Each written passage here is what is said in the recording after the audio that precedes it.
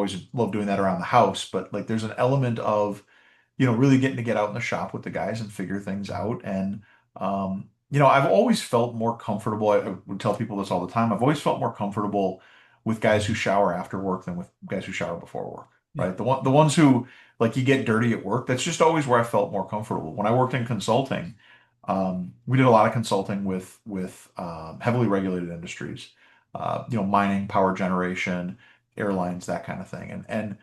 I spent time with coal miners and diamond miners and electrical linemen, and I just enjoyed.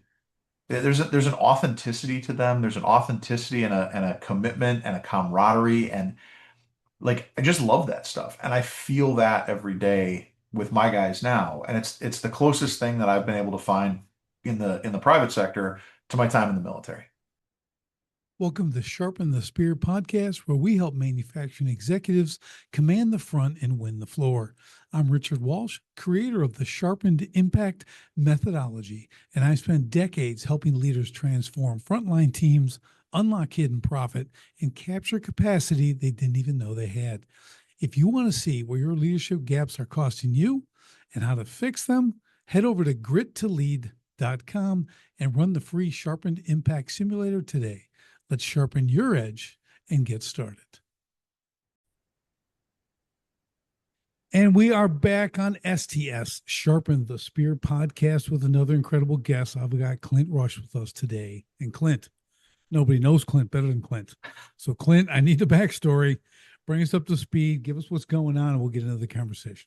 Sounds great. Nobody knows me better than me. That worries me a little bit because it feels like you expect me to know myself pretty well. But the story on me, real quick. I grew up in Minnesota. I went to college at Wisconsin. Dropped out and joined the Army right after September 11th. Ended up going back to school, finishing my degree there, and then went back on active duty as an officer. When I got out after getting back from Iraq in 2009, went to work in transportation and logistics, spent some time there, moved into quality and operations, ended up finding my way into management consulting. And after doing that for a while, decided I didn't want to help people fix other businesses. I wanted to work on my own. And so went to work in healthcare, helping lead a company in Texas. Eventually got recruited away to run a company in Kansas City, where I live today, and helped grow that company like crazy. It was a logistics company. And then in 2003, stepped away from that. Um, Spent about a year trying to figure out what I wanted to do with my life when I grew up, and bought a 30-year-old cabinetry and architectural millwork firm in Topeka, which I now own and operate. And so we've got a team of about 15, really capable craftsmen, manufacturing commercial casework and cabinetry, and really high quality architectural millwork for people all over the Heartland. And so that's me professionally. I live in Kansas City or the Kansas City area. I got a couple of kids, play golf badly, and try to get outside as much as I can. You know, you can get better at golf. Stop playing. Well, that's the And secret. Yes. that's what I did. Okay, I just don't do it anymore. So, My wife is a former D1 college golfer, and so there's nothing worse than the like shame, the there's nothing shame. worse than being terrible at something, and then like also, the woman that you love is just spectacular at it, and you Yes, go, crushing it. all right, well this will be a fun second hole, and then you Well, just suffer for 4 hours. I just do this for fun. This is just so we have time together. Because when does the husband and wife get 5 hours together? Right, exactly. So I'm just here for that. Everybody tells me like, oh, that's, you got a coach and she can help you. No, No, I mean, she can, no. but you can't turn lead into gold. Come on. That, and you know what? That dynamic, Clint, never works. No, Okay. Because I mean, I'll just ask guys, well, do you tell your wife like how to do things and how's that received? that doesn't go well. Yeah. It's not good. Farm No, that out. no. Okay. Go Yeah. get a tutor. All that'll There's start. there's So, plenty of times. Well, if you tuck your right elbow in, it'll help you. yeah. Well, if you take the trash out, it would help you too. So, That's that's right. Yeah, exactly. And then you get a 4 iron upside the temple. yeah, exactly. Right. So Exactly. good. And she doesn't miss because she's an excellent golfer. Correct. So Exactly. that's Precisely. good. Oh, that's awesome. I love that you're in the casework business. I've coached some casework companies, clients, Yeah. so that's kind of cool. Not a regular thing. I do a lot of construction and high end builders. So exposed to this stuff, right? And all Sure. different levels. And it's kind of a fascinating, I know it's a hot topic, but it's just, it's a really a fascinating industry. Like so many in business, you've got all different levels. And I Mhm. love to hear you've got whatever 15 craftsmen that work for you. You're Yeah. doing high end mill work. Okay. Yeah. This is why we connect. I'm not a low end guy. Right. I have no appreciation for low end. I get it. There's a market for it. Good for them. Um, I don't coach people who want to be low end people. Yeah. Okay, low Yeah. bidders and the whole thing, right? So it's the antithesis of what I want to be or who I want other people to be. Yeah. And that's weird. I know some people think that's just whatever, but it's you get to choose, That's it. That's it. right? So Yes. so just tell me about that. Like, why'd you go into that from you're in the healthcare industry, you've been in the military, you're an officer, you're leading men, doing all that stuff. Like, why millwork? Where'd that come from? What? I'm sorry. What did you say? Why? Where'd it come from? Where'd the desire to do that particular thing come from? So when I left the when I left the logistics company and moved on from that, I knew I wasn't ready to retire, and I wanted to lead a business and grow a business and really put my stamp on something that had meaning and contributed. And my mom was an entrepreneur, and so I grew up watching that. She built a $17 million business out of the back of our house, Wow. which is insane. And with no training, just figuring it out. And what an inspiration and a guiding thing for my life. And so I always kind of knew that's where I wanted to end up. Um, but I also knew that I don't have the technical chops to do what we do, right? I told my guys, the first day I met them after I bought the business, if we get to a point where I'm in the back of the shop building cabinets, like, guys, we're in trouble. Not because it means that we're in trouble when we're back there, but it means that the stuff I build, when it goes out to the job site, like, no one's gonna Yeah. like it. It's not gonna be put together correctly. Right. We're gonna be missing sides. Like, I'm not good at it, Right. right? But what I knew was I can help add value in different ways to a business. And so for me, the things that I was looking for when I looked to buy a company were I needed something that had, tremendous technical expertise already in the business because I couldn't bring that. I needed something that was, deep community roots. I didn't want to run a business or own a business that was making money in a predatory way, Mm. right? I wanted to do something that contributed and gave back to the community and was part of the community. And then the third was I needed something that had just a really, really good product, right? Because again, I can't help re-engineer that product. I can't create that better product. I can't create that better widget. I can help find a way to run the business better and find a way to get this really good widget into better markets. And so when I found this company, it just really, CMC just kind of spoke to me when I saw the company, and I went on site and I met the founders, and one of them has stayed on as my partner, and we got along really well right away. And you never know. He and I were actually talking about Yeah. this the other day. You never know, right? There's a part of you just got to kind of gamble on it with each other. And so, he and I went out and had breakfast and we talked, and it just fit, right? There was a part where I said, it just feels right. And I asked him about it, a few months later, and he said, yeah, when I met you and we met you, he said there was a part of it just kind of felt right. And so I think ultimately it was a really good it was a good fit, and that's what drove it. Um, and today it gives us the ability to say, to your point of we want the high end work. I think that there's an element of my focus on that community engagement, that community roots, that do it the right way, that really drives a lot of that. The company has always been that way, but I think that's one of the reasons that we meshed so well. Right. Our perfect niche customer, right, or our perfect niche job is a situation where it's the intersection of kind of three things, right? One is commercial interiors where, mistakes are expensive, right? High quality is important. The second is clients that value precision, reliability, accountability. They don't want to have that cheap stuff that comes and it's 6 months. No, you don't want that. They want something that's really well done, on time, precise. And then the third is environments that really are places that shape where other people learn and grow and heal and make decisions and invest in the community. And so, you know, we're not we're not doing work in places that aren't part of the community. A lot of our work is schools, hospitals, churches, banks, things that are parts of the community. And so that stuff and kind of what I was looking for, it's a really good confluence. Nice. Are you guys installing as well? So we don't do the install. No, Okay. we just deliver the product. What we have found is a lot of our general contractors that we partner with, they prefer to do the install because Right. they can move the product around. And if we get the product on site, then they go, I'm not going to install it today. That's it. We're going to finish the room and then install it behind Sure. that. Yeah. If we show up and our installer's right there, they go, I guess now we got to paint around it. No, no, Yeah. put it in Or when you want to put it in. they're never ready. Never ready. And I don't mean that in a negative way. I'm just saying like No, that's construction. that's construction. So if they're in the garage, great. And Yes. now next week, let's put these in, right? Yeah.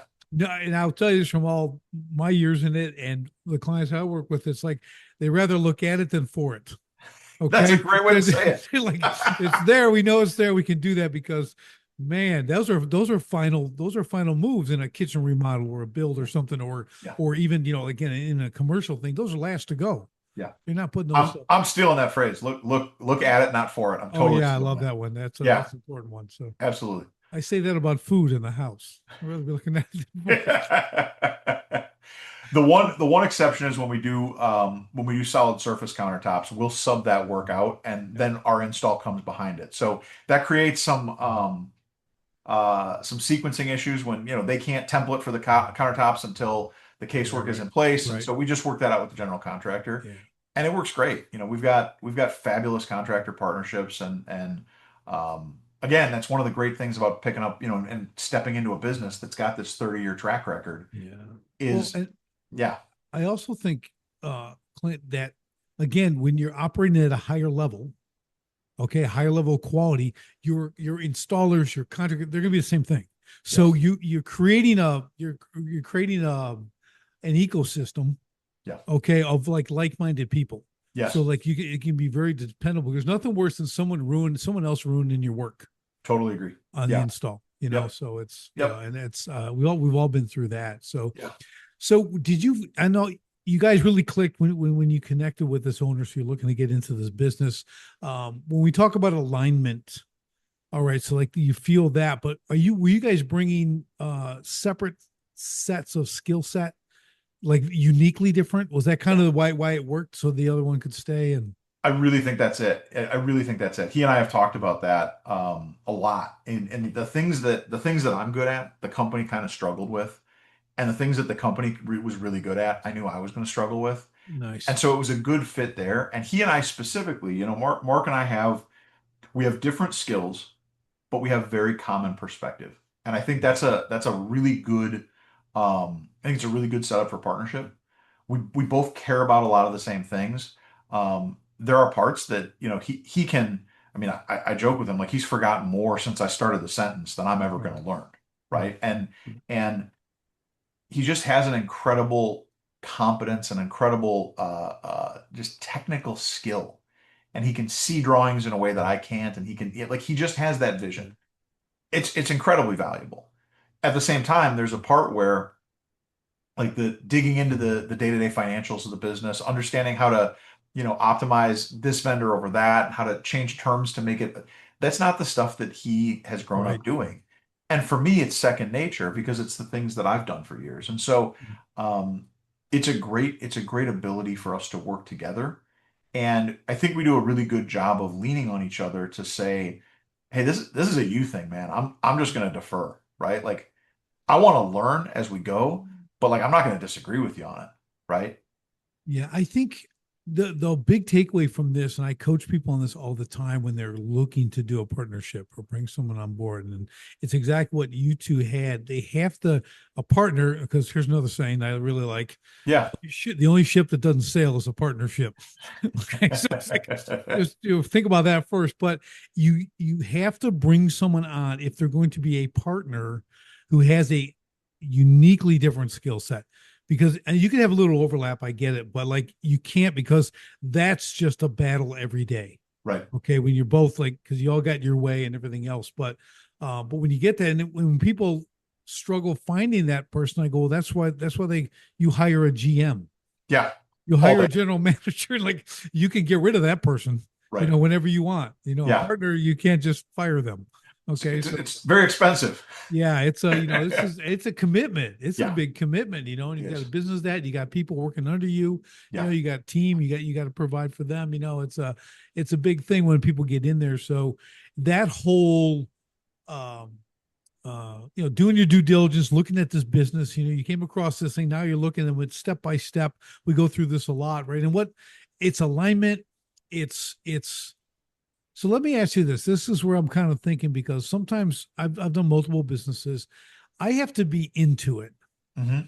Okay. I don't treat a business as a bunch of numbers and I'm Right. gonna flip it, and that's a different animal. Yeah. Right. Oh good. Yeah. They do awesome, but that's not my thing. So I think we're a little more like that way. Like there's this commitment and an investment into the business as a whole. You spoke about community, what Yeah. you're producing. There's a pride level, in what you're putting out. So I know that was probably one of your things you're looking at, but did you know that like laid out? Like here's my list of things. Okay, as I look for a business that have to line up, at Yeah. least a minimum, and then there's a few other negotiables, but you probably had non-negotiables going into this. Was that what it was like? Yeah, absolutely. Absolutely. When I went through the process of trying to find the right business to buy, there's a lot of them that I could cross off real quick. Because I just said this isn't something that, I'm not going to wake up in the morning excited to do this thing, right? It's just not fun to me. That doesn't rev my engine. And so there's a part of that I had to find the right company. I didn't realize how much I was going to enjoy construction casework. Like this isn't something that, I mean, I wasn't a little kid that grew up thinking this is what I wanted to do. Right.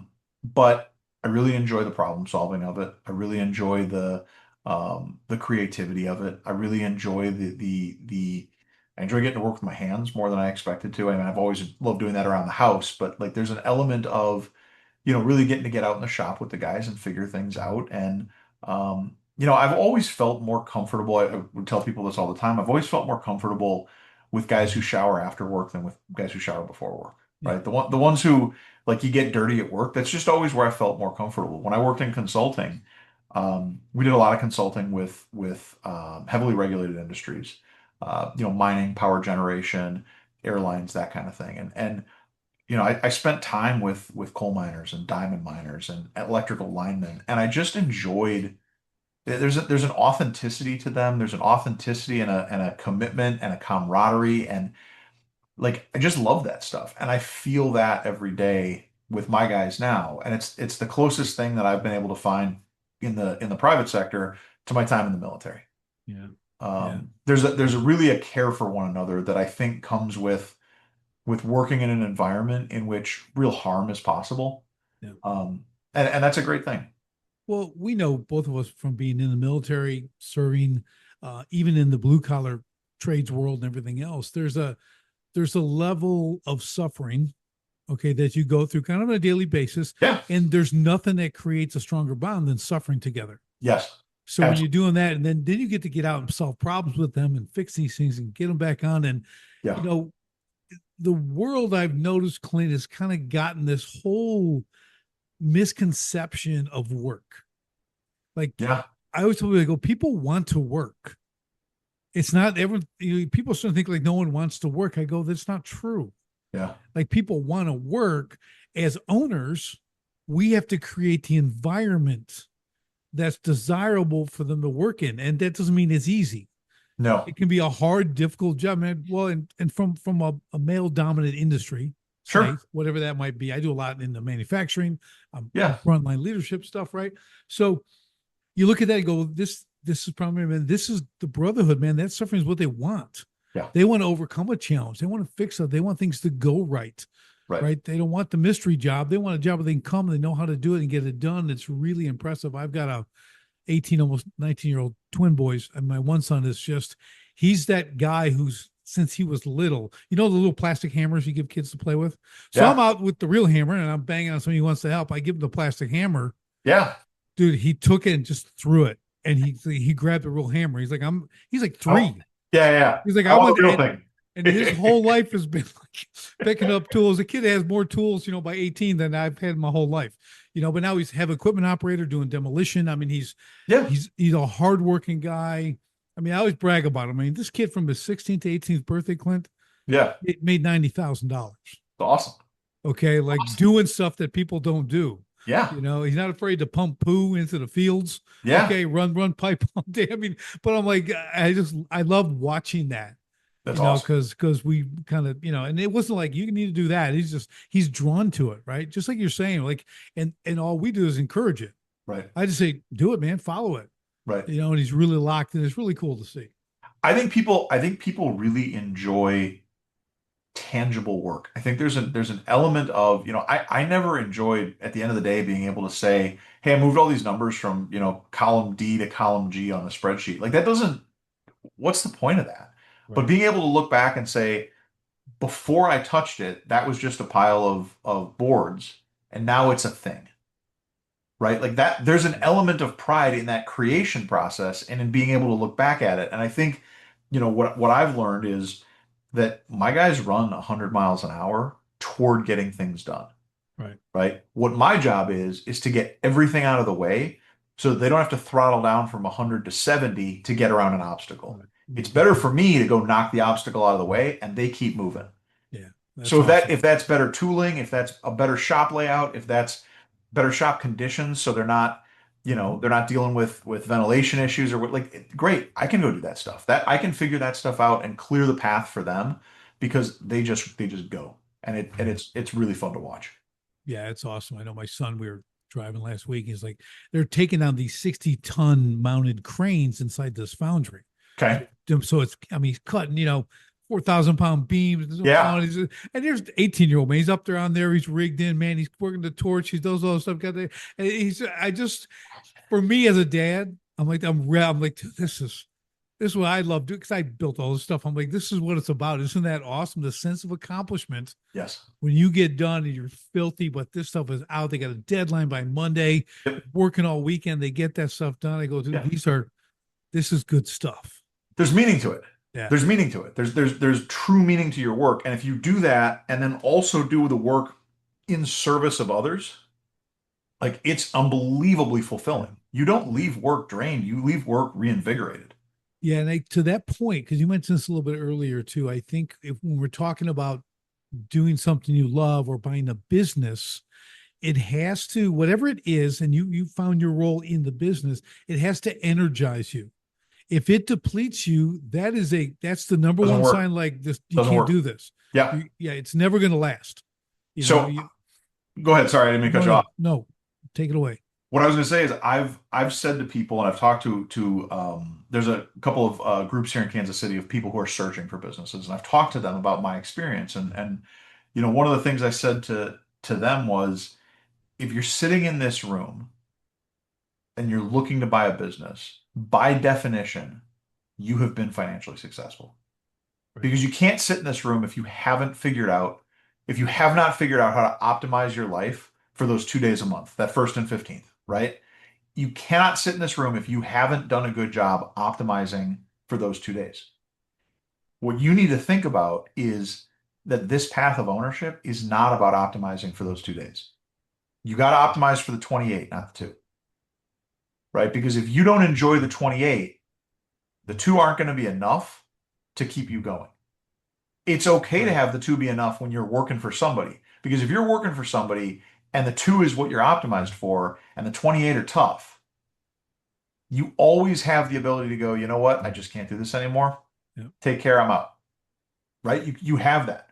But when you own, you don't have that anymore. Right. And so you have to be in a position where the 28 nourishes your soul and the two is just coming along for the ride. Right? And so I'm not saying the two aren't important. Believe me, the two are real important. But you've got to enjoy, hey, it's a Saturday and I got to go into the shop because we got a water leak and we can't have a water leak. So I got to meet the plumber there to go fix this. That's got to rev your engine. And nobody enjoys that mundane stuff, but you've got to enjoy it in the service of the greater thing. And that's Yeah. that's the piece that I think if those 28 aren't fun, it's not going to work.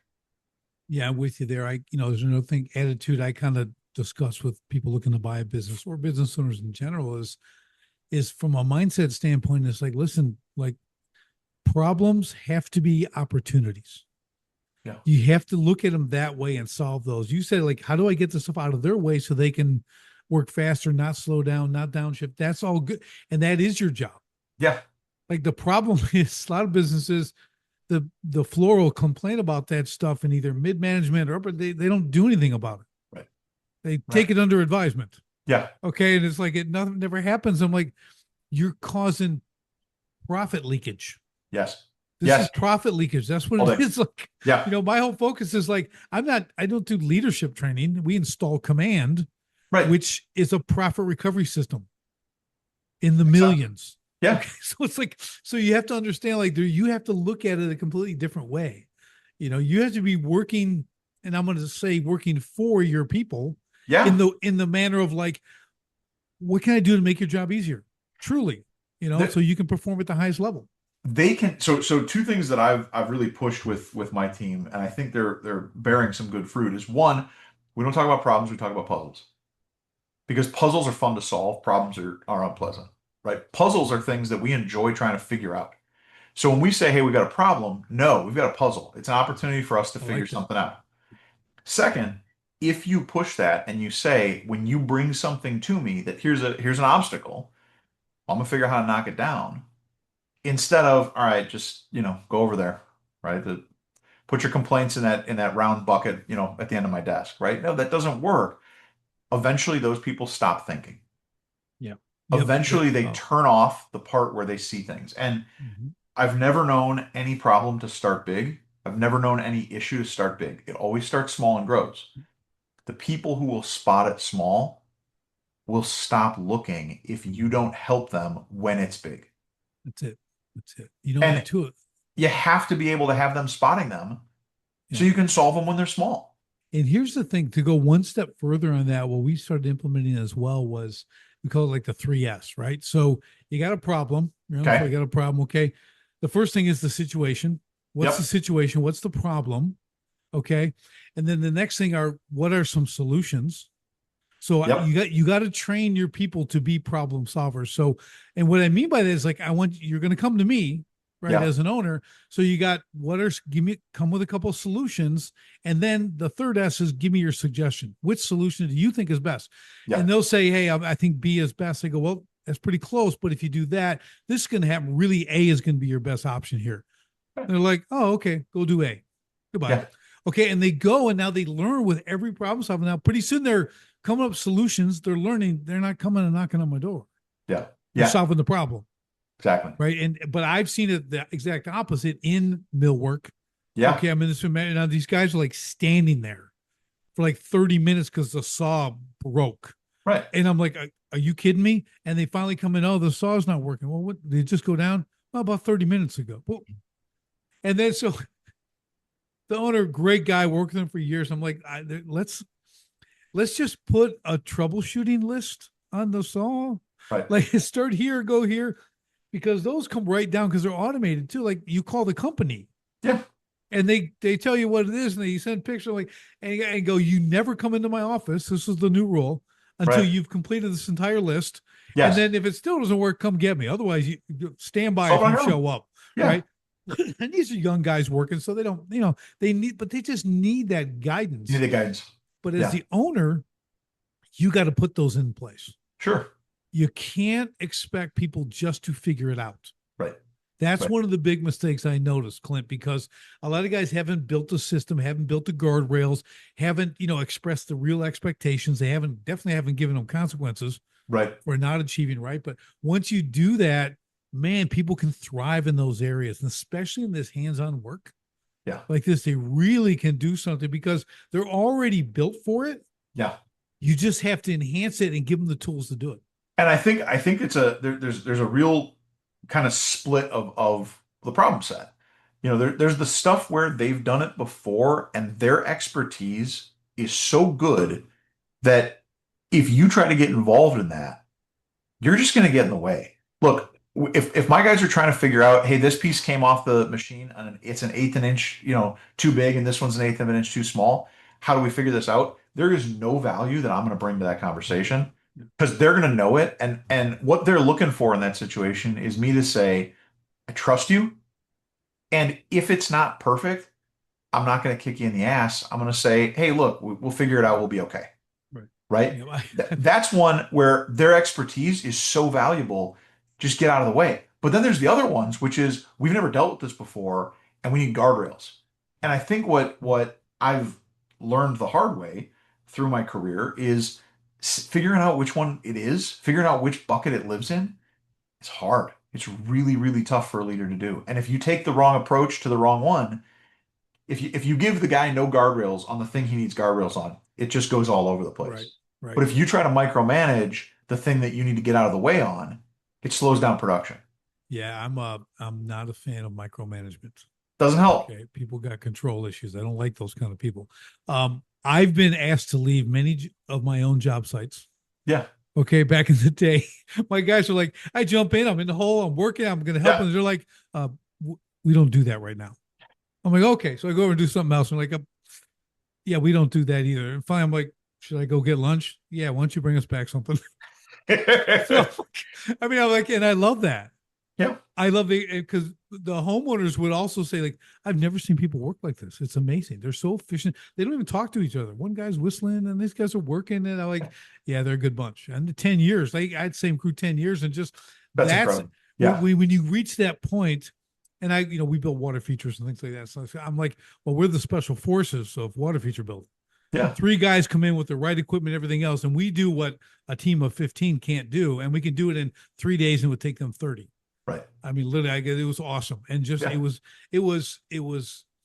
was just enjoyable to be in the business.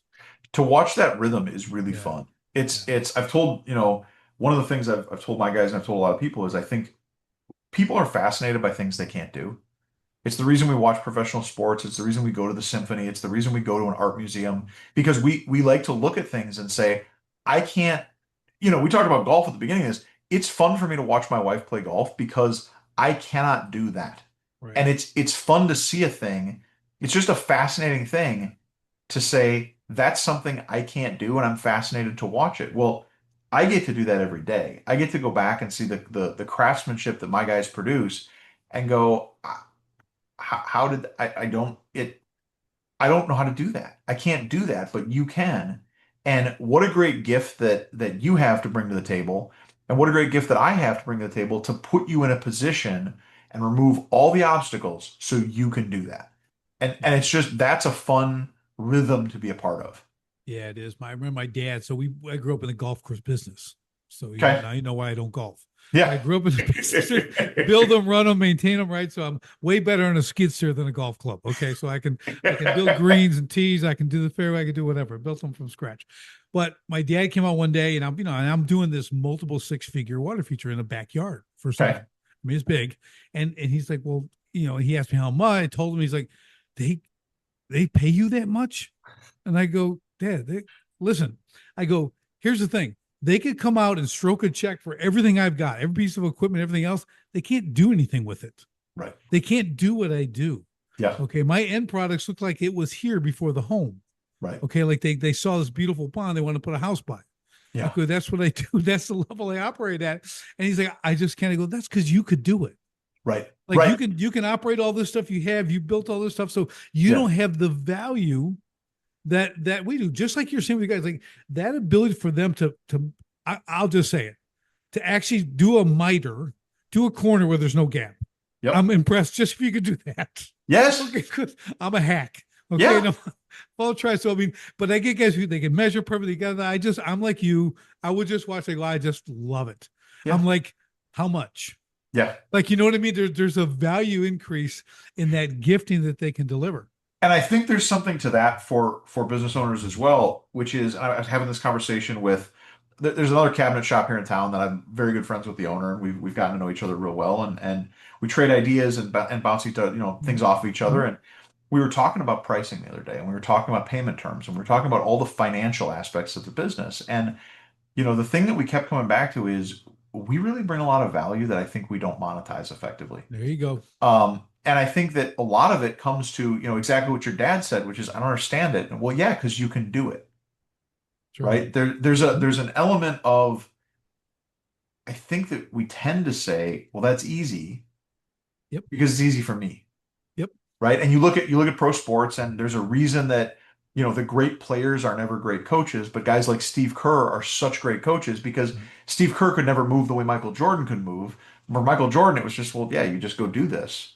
Well, why is that hard for you? For Steve Kerr, it's like, I know why it's hard for you because I can't do it Right. either, right? And so I think that for business owners, when it comes to looking at you know understanding our own value, it's really easy to overlook something through the lens of, "Oh, I can do it, so why is that a thing?"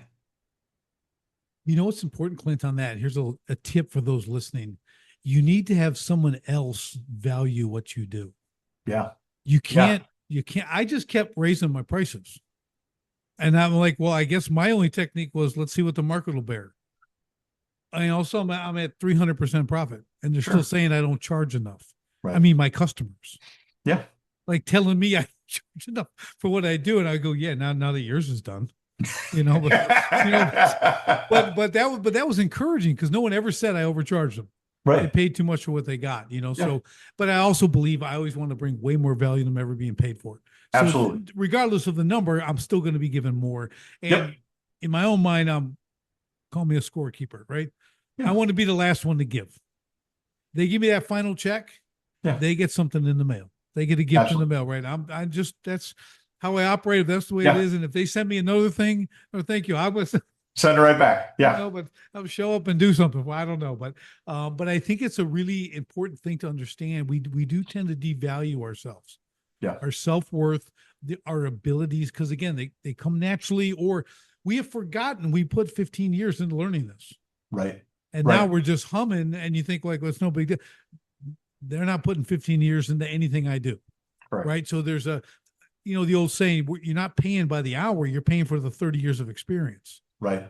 Okay. Right. It's not an hourly thing. I've had clients where they were literally charging per man, like by the hour. I'm like, well, that's the worst strategy you could ever do. Right. Because when you tell them three people are going to be there and only two show up and they still get it done in time or less, they want a discount because the third guy wasn't there. Right. Because they're, yes, you've completely, in that case, you've completely screwed your pricing up because your pricing is now, here are my costs plus, instead of here's my value Right. driven. It's completion. They're Yes. paying for the job to be done. It doesn't matter if Correct. it takes 2 hours or 20. Yes. Like, here's the number. Mine too. Right. Everything's finished, Right. including the cleanup, the whole thing. So Yeah. we put it together. But yeah, pricing's a really, really it's a touchy situation with a lot of guys because they have this fear of losing customers. Sure. Okay. And we run the numbers and I show them how many they can lose Yeah. by a simple increase and still make more money. Yeah. Because you're not going to lose them all. Right. You know what I mean? But you got to figure it out. Like, and it's in every dollar you raise, and this is pure profit. Absolutely. Well, and I think there's a piece where if you are legitimately concerned about, I think inherently we're always a little concerned about losing Sure. customers, right?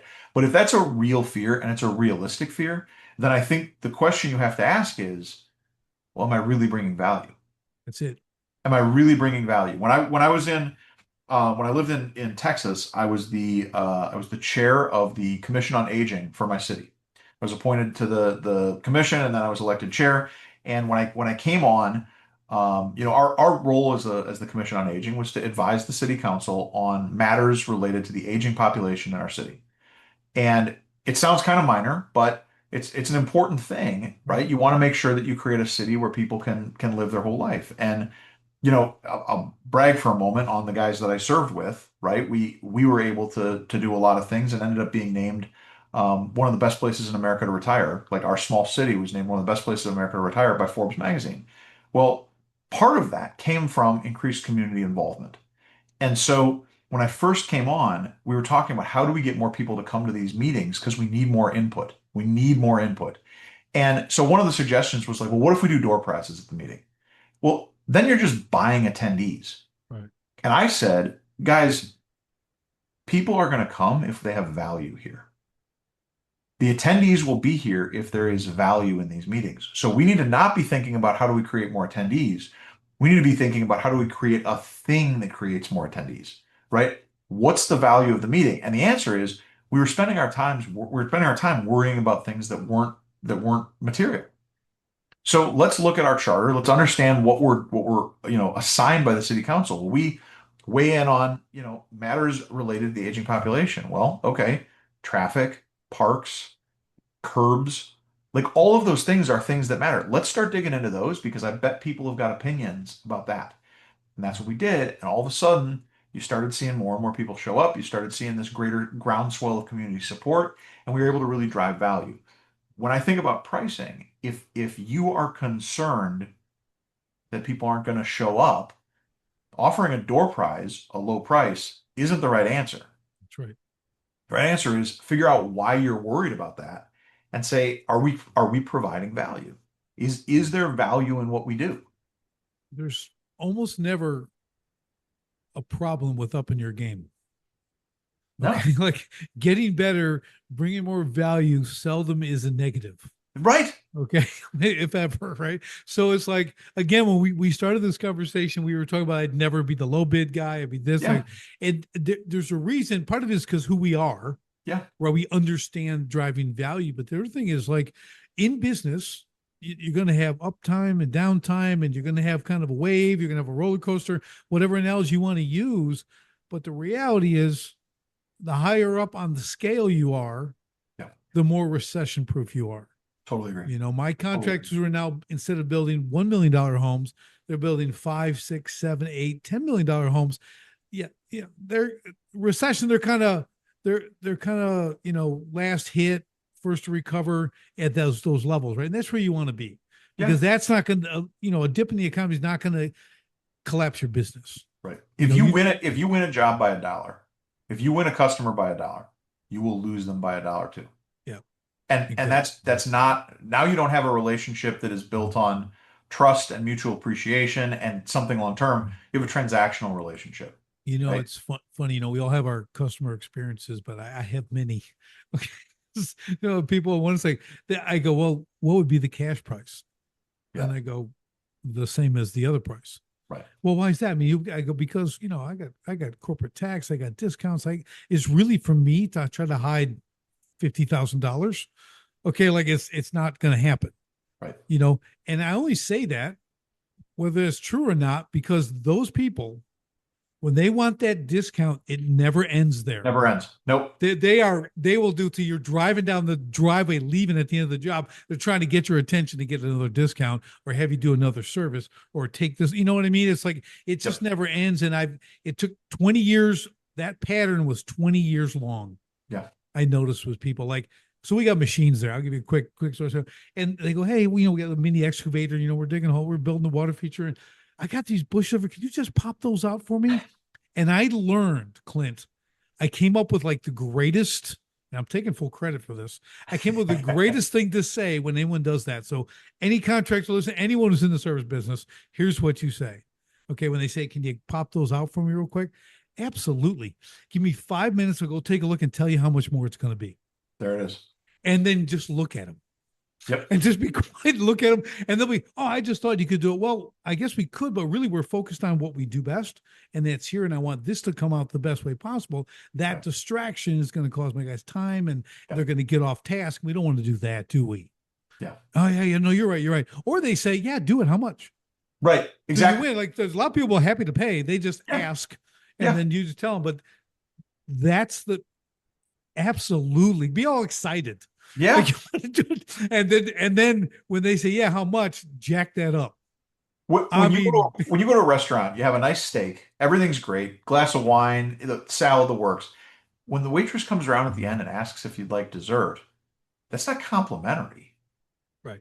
They're offering you an additional purchase. And if you ever said, well, listen, I had this steak, and as long as you're back there in the kitchen, how would you feel about, bringing out a rack of lamb too? That's it. Right. In every other world, it's like if you present that, people go, well, of course you'd pay for it. Well, why in this case is it any different? That's right. Right. Now, as long as you're here, can I have you knock this stuff out? Just add it to the bill. Okay, all day. Yeah. So here's the thing on that too. So let's think about why you would go do that for them for nothing. Okay. This is where you want to take a moment and ask yourself, who am I? Who am I here? Do I not value my guy's time? Right. What we're doing here? Like, so this, they're asking me to do this because it's who I am, Yeah. because they know I'll do it. Yeah. All right. So, and sometimes it's a sense or whatever, but I know we're getting a little esoteric, but I'm just Yeah. saying, like, you got to understand there's a great saying that you don't get what you want, you get who you are. Yeah. I Okay. And like that. who you are, I'm telling you, it goes to your employees, it goes to your customers, everything. When you really look, and I've Yeah. had a recent experience with that with a client. I mean, it's just like all the problems. I'm like, they're because of you. Yeah. And it's not just the extreme ownership thing. I'm talking like, dude, I can literally like draw a line on a map all back to you. Like, and you will not be able to argue the data. So Yeah. so it's like it's a reckoning time, right? It's time to get a grip on this and figure out like got to take some responsibility here, man. You got to figure this out. You got to change who you are so Yeah. that you attract the right people and the right customers. All behavior is either learned or allowed, right? Like all human behavior is learned or allowed. It's learned or permitted, and that's it. And so when there's something where, if I mean, slow paying is the bane of my existence, Mm. right? People who just don't pay their bills on time. And I dealt with it this morning, and I've been thinking about it, for the last few hours. Is that learned or is it allowed? And I think in this case, it's a little bit of both. Mhm. Um, for however long that client has that customer, because they're not a client if they don't pay their bills, they're just a transactional customer. Right. If they've learned though that that's okay, they've learned that that's the way to run their business, and we've permitted them to do that. Yeah, you're We got exactly to right. fix that. Exactly. That's what I had to do. I like collect, receivables. Yeah, That it cash flow. Okay. Stop calling them receivables. Call them cash flow. right, Okay. Because without that money, I mean, the job is done. Or right. you're at a draw point, whatever that is, like you have to operate. And a friend of mine, again, big house builder and stuff, he was relaying this to me as someone else said. He goes, I've learned to tell people, I promised my wife I'm not going to build your house with her money. Yeah, Okay. And it's like they just, yeah, and that resonates with people like, oh, so, we have a draw schedule. We have this. What I had to do in my business, because I get progress payments. Now, we yep, weren't long time. It might be every other day I'm getting a progress payment because we get things done quickly, but they're sure, large numbers, right, right? And we get to these points you have to pay. So I just came to the point where I said, okay, here's how it is. Jesus will be there in the morning, 7 o'clock. You can, yep, this payment's due that day. You can put an envelope, tape it to the door. That's fine. He'll grab it. It's all good. But I want to let you know if we don't have that payment, we're going to have to leave. And we're not coming right back. You can't call us in the afternoon and say, got the check. We're going to go start another job. right. You're gonna get to the back of the line. You're going to have a Yeah, hole yeah, in your yard and just for a while. yeah, Okay. And then if it rains for 3 days and that's full, we got to deal with that. So there's a lot of things that I go, and I'm not doing this to scare you. I'm just saying that in good faith, we perform, we get to this point, you pay, and that solved a lot of problems. yeah, Like we got yeah, paid all the time. yeah, It was really good. So yeah, it's important to take those problems as opportunities and yeah. correct it, because when you dial in your cash flow, Oh, it's that's huge. what that's what makes your business enjoyable. Yeah, because you're not Okay. sweating the little stuff. You're at that Yeah. point, you're not focused on, oh my gosh, how am I going to pay this? Oh my gosh, how am I going to pay that? You go, hey, that's an issue. Great, we're going to solve it. Like, let's go I figure it out. I tell them, I go, here's one of your first goals. Make payroll effortlessly. Yes. When it's just, oh yeah, okay. Oh, no problem. Transfer it Right. away, put it in the payroll account. Everybody Yep. just get to that point in your business Yep. and your life changes. Yep. It's like, because there's no bigger pressure than your people not getting paid, Yes. because you're not going to have any people. Right. Exactly. Yeah. So what I do for that is I run payroll every day, even though it doesn't go out, Mhm. right? I don't run it, but I have it's dripping out of my account every day into the separate payroll account. And then the payroll account gets drained when it's time for payroll. And so for me, I don't even look at that payroll account. I just consider it part of our standard daily Right. flow. And it makes it, instead of having this big bite every 2 weeks, it's just a nibble every day. And it just psychologically, then I can say, I know my guys will always be paid. Yeah. I It, never it have to sweat that. that has to be a priority. I've worked at different Got it. companies and it's not a priority. I mean, just like they're still 100% commission sales guys. You Yeah. know, I'm in the roofing industry, all that stuff too. And I'm like, and they're just, I'm like, man, you cheat your salesman all the time.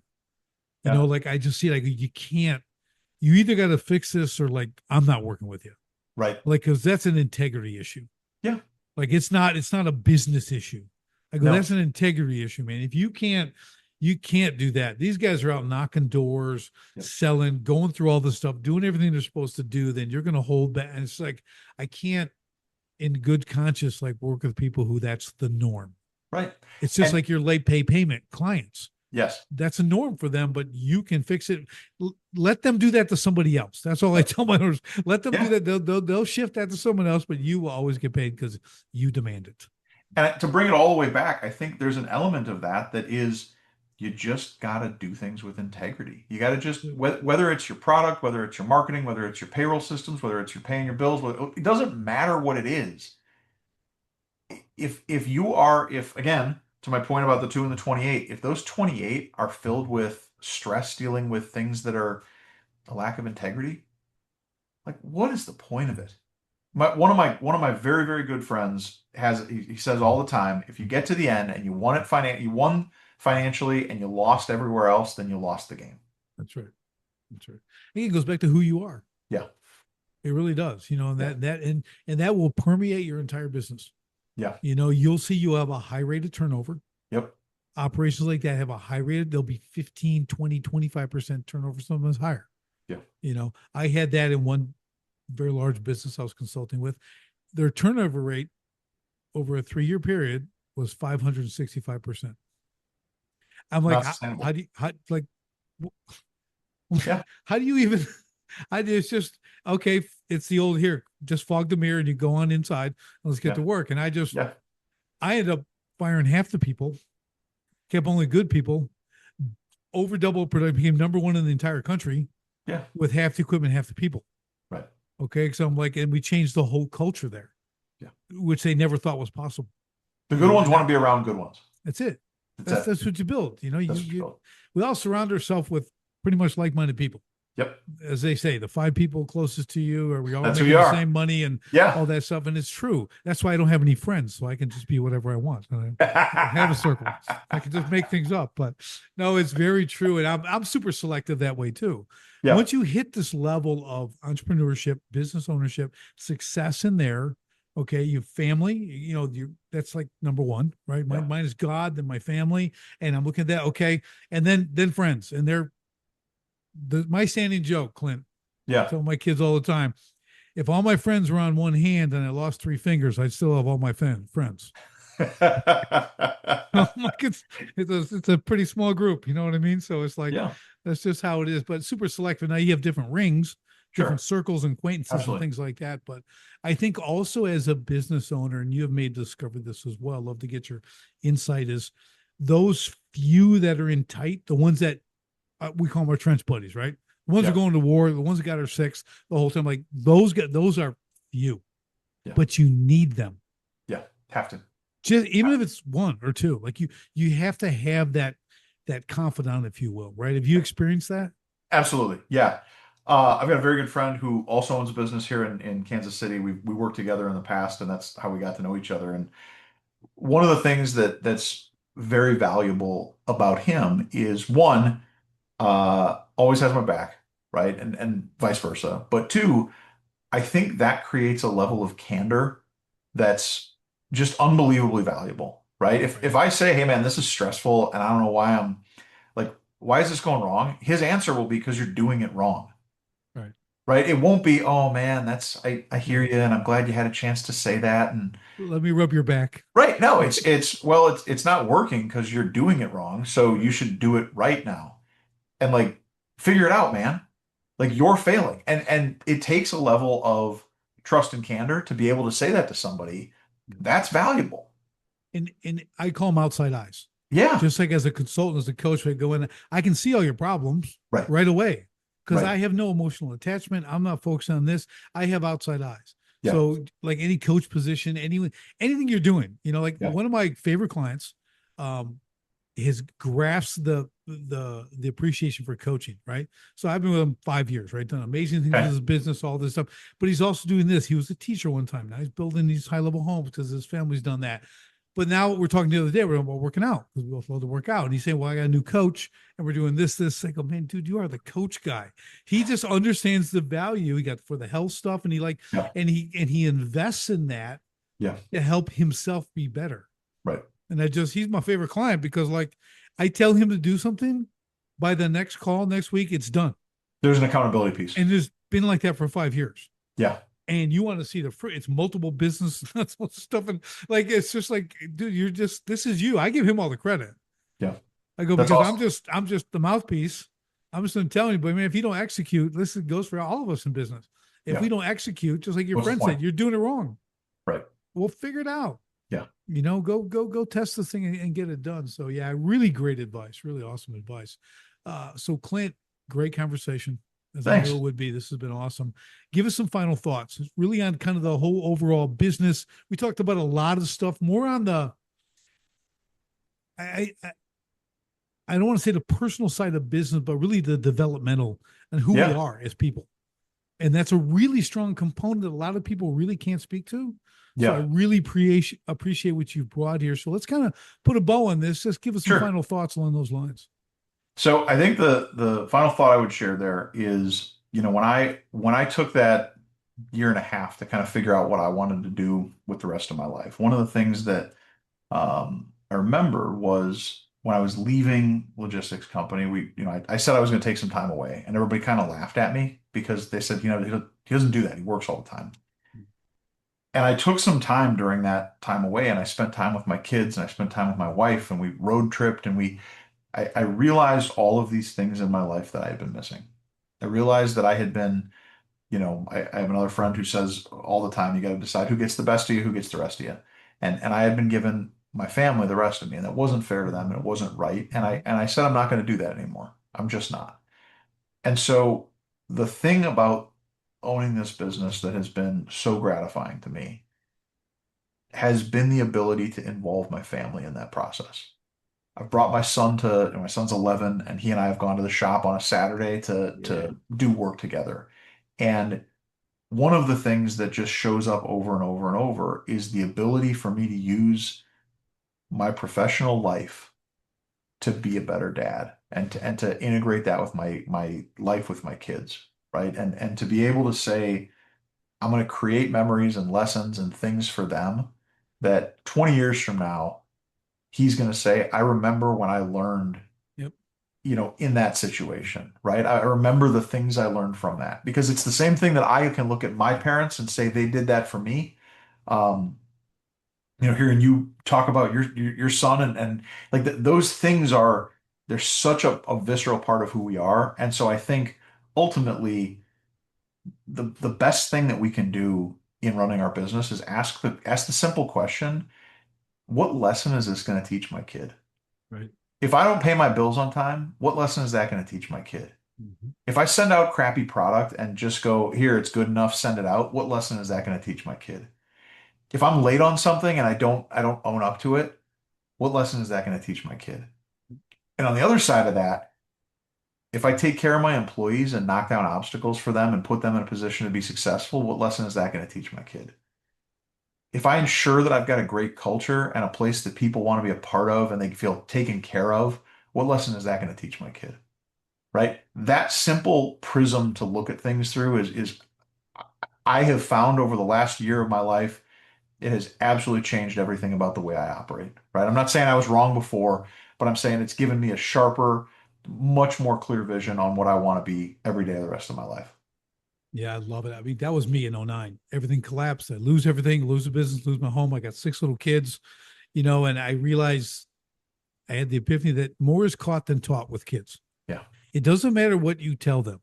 It's what they What see you show you them. do. That's And it. they'll do that. So I was like, if I stayed on that path, I'm ruining their future. Mhm. They'll have failed relationships, marriages, they'll make dumb decisions because they saw me do it. Yeah. So I shut down that day. I Yeah. closed the doors. I'm like, I don't know what I'm going to do. I was like you. I don't know what I'm going to do. We got to move. We can't Yeah. stay. We got to go, and I'll figure it out. And then, just like you, I open a gym. I've got that going. I have my kids there. They're watching me do memberships. When we watch me train, Yeah. I've got trainers working the construction business. Same thing. They come with me because, like you're saying, my one son, the one the heavy equipment driver, remembers riding in my big dump truck at like 2.5, 3 years old. Yeah. It was his greatest experience. You're up there, and what do you let him do? Pull Yeah. that air horn, baby. Pull that Absolutely. air horn. Do the fun stuff, man. That's right. That's memory. That's memory seal right there. So it's just, I love that you're doing that. When people, last night we had an investors meeting. So this couple's coming in. Well, we got a 3-year-old, and I was like, bring him. Yeah. Are you serious? Get him at the table. Start now. Let him see and we had a 2-hour meeting. And his kid's here and he's doing his thing, but he's listening and they're catching it though. Yeah. They're seeing what's going on here. I'm like, this is the greatest advantage you can give your kids. They don't have to become entrepreneurs, Nope. but they got to know how to operate. Right. They got to see dad or mom do this. Yep. Right. This will make, so when people ask, what does your dad do? Oh, it's really cool. He does this, this, and this. Right. Not, oh, I don't know. He goes to an office every day. Right. Like, so it's, Yeah. Yeah. And we homeschooled our kids through all 12 years. So Okay. we had the extra opportunity, right? So I'm like, it was take your kid to work day every day. That's awesome. So, That's incredible. But it was fun. So I love that you've got that dialed in now. Yeah. And it's gonna produce incredible fruit going forward. So good for you, man. It's Appreciate awesome. that. So how do people follow you, get in touch? You know the drill. Give us that. Yeah.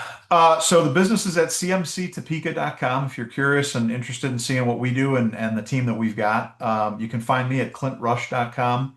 It's RUSCH.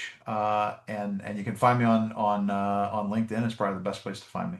Awesome. Awesome. Clint, well, this has been absolutely fantastic. I really appreciate all the time today. Brought a ton of value as we spoke about. So even in the podcast, we're over delivering. I love it. That's about who you are. Thanks so much. I love it. So thank you again for that. And for everyone else, we'll see you on the next STS podcast. Thanks for joining me on the Sharpen the Spear podcast. If you're a manufacturing executive and you're serious about unlocking hidden profit, improving frontline leadership, and taking control of your floor, go to grit2lead.com right now. Run the free Sharpened Impact Simulator and discover your biggest opportunities are hiding. Don't leave millions on the table. Sharpen your spear, lead from the front, and win the floor. Until next time, stay sharp.